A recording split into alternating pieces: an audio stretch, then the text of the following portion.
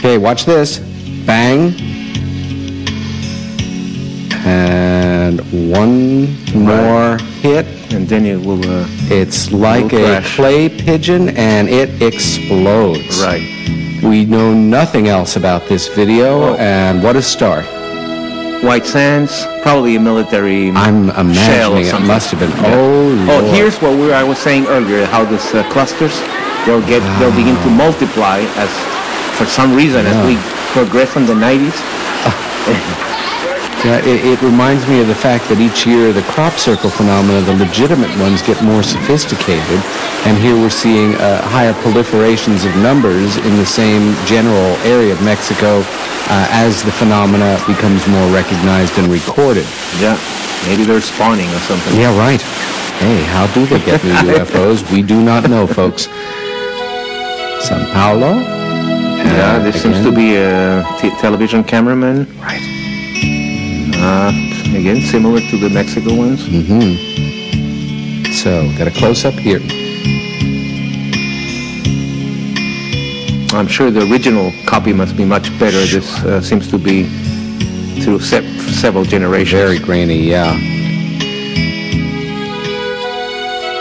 I think you want to take this one. Yeah, this is from the International Exhibition of Aeronautics that they do in Chile every year, and this is part of a show, sort of similar to Thunderbirds here in this country. Sure, a conventional air show that you'd see. It's called the Falcons in Chile. I see. Halcones from the Chilean Air Force. And oddly enough, during the past several years, there's been odd things filmed during this exhibit.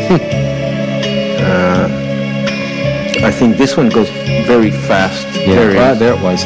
But you will see some further, later on you will see some more of these, and they're quite unusual.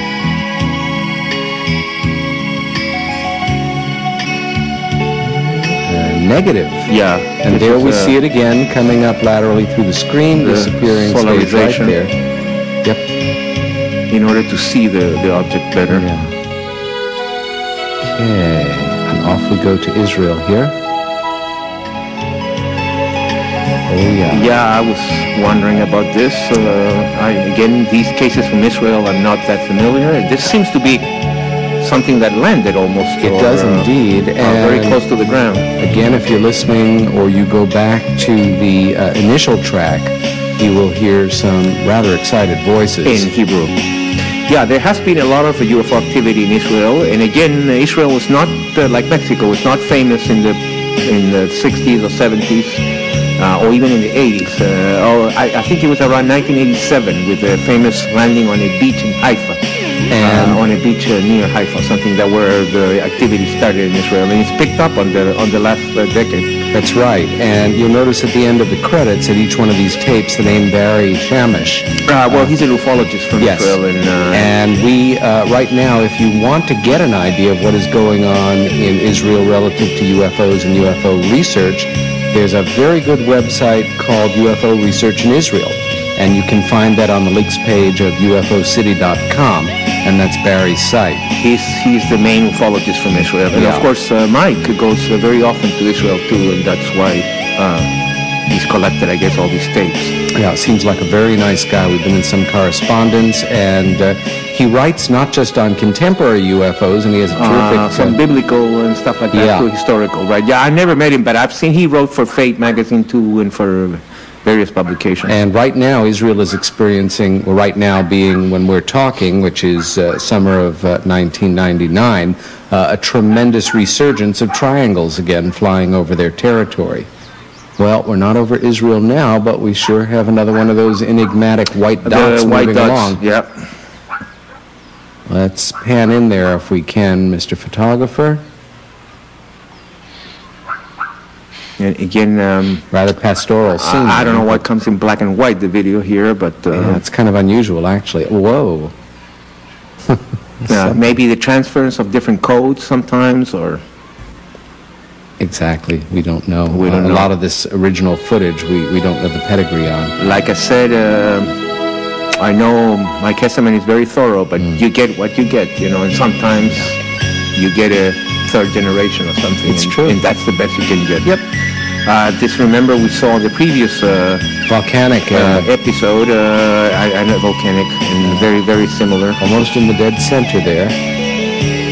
Not where most of us would like to fly, given the choice. No. Very dramatic view.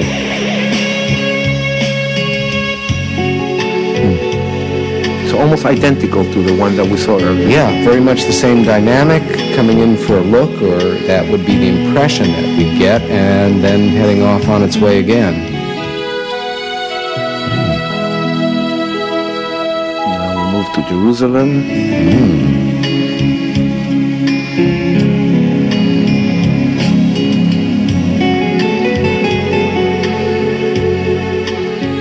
Very, very brief.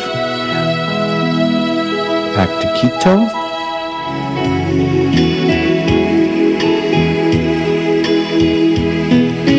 Again, this is misleading. Initially, you think, oh, maybe an airplane, but now the lights start multiplying, and airplanes don't do that. Yeah, you don't have any blinkers on it either.